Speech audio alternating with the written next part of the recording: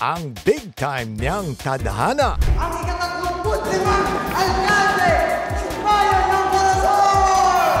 Mga minamahal kong kababayan, gagawin ko ang lahat para mapagsilbihan ko kayo.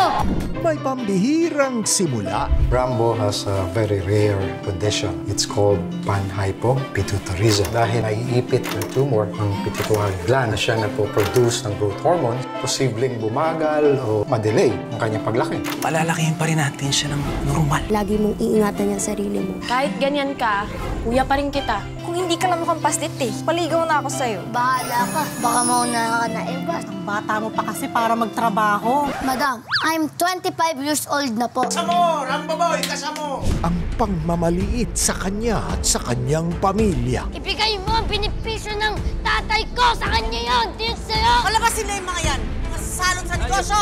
Kapag mahirap ka, wala kang boses. Bakit ganun? Magbibigay sa kanya ng lakas para manindigan. Sobra ka na. Bawal yung ginagawa mo. At maglalagay sa kanya sa landas ng nagbabangayang dalawang makapangyarihang pamilya.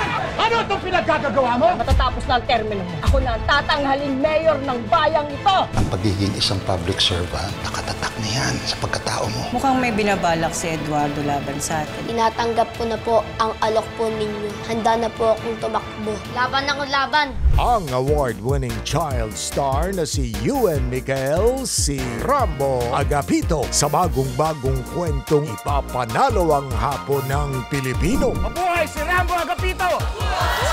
Forever Young World Premiere ngayong Lunes, 4 p.m. sa GMA Afternoon Prime.